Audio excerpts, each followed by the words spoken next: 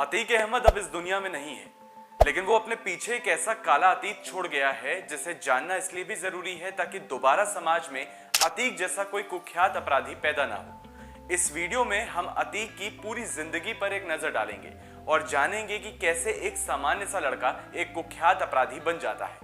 अतीक अहमद एक बहुत ही गरीब परिवार से ताल्लुक रखता था। पिता इलाहाबाद में टांगा चलाया करते थे और कहा जाता है कि अतीक अहमद की ही तरह उनके पिता भी थोड़े दबंग किस्म के थे। हालांकि अतीक के पिता का कोई आपराधिक रिकॉर्ड नहीं रहा था। महज 17 साल की उम्र में अतीक अहमद पर पहला केस दर्ज हुआ और पहला ही केस मर्डर का था। पहली बार अतीक अहमद तब सुर्खियों में आया जब उसने इलाहाबाद में चांद बाबा की हत्या की थी, जो कि उस वक्त इलाहाबाद में एक कॉर्पोरेटर हुआ करता था। चांद बाबा एक हिस्ट्री शीटर था जिसका आपराधिक रिकॉर्ड रहा था और वो एक बदमाश के तौर पर जाना जाता था।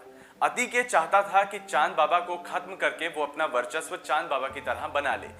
ये भी कहा जा सकता है कि क्योंकि अतीक अहमद पढ़ा लिखा नहीं था और गरीब परिवार से ताल्लुक रखता था, इसलिए उस वक्त का हिस्ट्री शीटर चांद बाबा अतीक अहमद के लिए एक इंस्पिरेशन बन गया और अतीक ये समझ चुका था कि चांद बाबा की तरह वो भी एक बदमाश बनकर नाम कमा सकता है।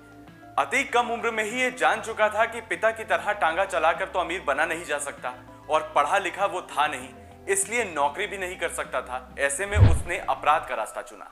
अतीक अहमद को बदमाश से पॉलिटिशियन बनने के लिए लोगों का समर्थन चाहिए था। इलाहाबाद में जिस इलाके से अतीक अहमद आता है वो एक मुस्लिम बहुल इलाका है, जहां चांद बाबा और अतीक अहमद के बीच वर्चस्व की लड़ाई चली और इसी वर्चस्व की लड़ाई में चांद बाबा की हत्या हो गई, जिसका आरोप अतीक अहमद पर लगा। इसके बाद अतीक अहमद की आपराधिक गतिविधियां लगातार बढ़ती चली गईं और फिर उसने पीछे मुड़कर कभी देखा नहीं। इलाहाबाद में अपना दबदबा कायम करने के लिए अतीक ने दबंगई करनी शुरू कर दी। वो ये समझ चुका था कि लोगों को डरा धमका कर वो कुछ भी करा सकता है। उस पर किडनैपिंग, अटेम्प्ट टू मर्डर, मारपीट, वेपन का गैरकानूनी इस्तेमाल और ऐसे न जाने कितने ही मुकदमे दर्ज हुए।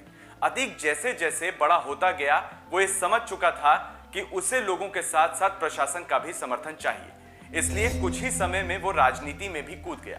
लेकिन राजनीति में आने के बाद भी उसने अपराध की अपनी गतिविधियों को कम नहीं किया, बल्कि उसकी आपराधिक गतिविधियां बढ़ती चली गईं। अतीक 5 बार फूलपुर से एमएलए बना। शुरुआत में वो निर्दलीय चुनाव लड़ा, फिर समाजवादी पार्टी के टिकट पर चुनाव लड़ा। यूपी में अतीक अहमद का दबदबा तब और भी ज्यादा बढ़ गया जब मुलायम सिंह यादव से अतीक अहमद की नजदीकियां बढ़ी।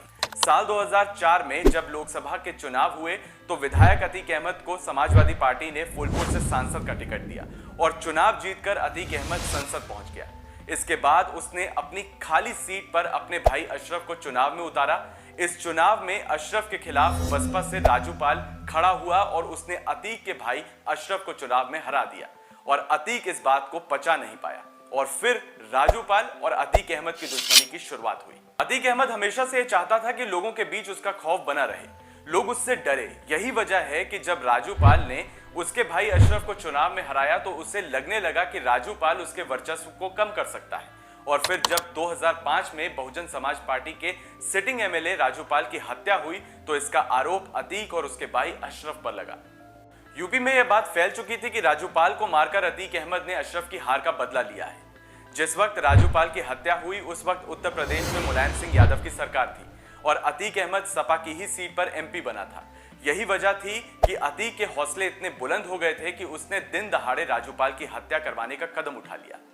राजूपाल की हत्या के कुछ समय बाद जब उत्तर प्रदेश में मायावती की सरकार आई तो अतीक को यह लगने लगा कि उसका इनकाउंटर किया जा सकता है, लिहाजा वो फरार हो गया और फिर कुछ समय बाद उसने दिल्ली में सरेंडर किया। इसके बाद जब अतीक अहमद जेल गया तो भी उसने अपनी आपराधिक गतिविधियां रोकी नहीं। एक समय अतीक अहमद ने कुछ ऐसा किया जिसके बारे में जानकर आप समझ जाएंगे कि यूपी में अतीक की दबंगई किस कदर थी।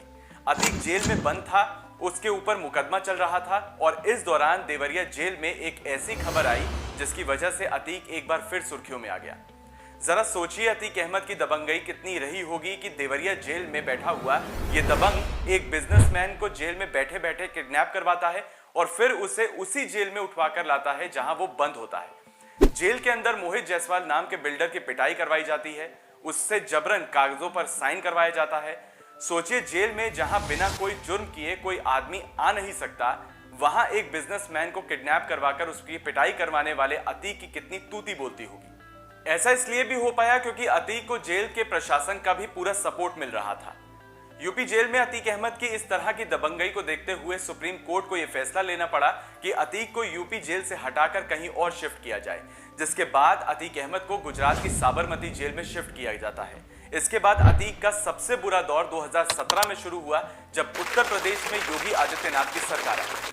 उत्तर प्रदेश में बीजेपी की सरकार आने के बाद माफिया अतीक अहमद की अरबों रुपए की संपत्तियों को गिरवा दिया गया और जब्त किया गया।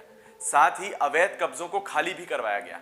अतीक अहमद के खिलाफ अभी 100 से ज्यादा मुकदमे दर्ज है, लेकिन कई मामलों में अतीक अहमद सिर्फ इसलिए बरी हो जाता था क्योंकि ज्यादातर गवाह या तो मुकर जाते थे या फिर गवाही देने से मना कर देते थे।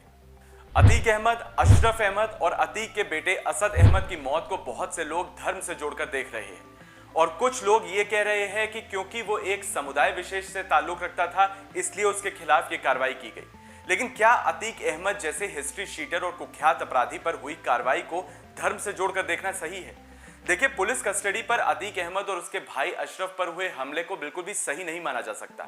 जिन लोगों ने पुलिस सुरक्षा के बीच अतीक अहमद और उसके भाई को गोलियों से भून दिया, उन्होंने भी वैसा ही अपराध किया है जिस तरीके के अपराध अतीक अहमद अपने जीवन में करता रहा। लिहाजा क्रिमिनल्स को कभी धर्म से जोड़कर नहीं देखा जाना चाहिए।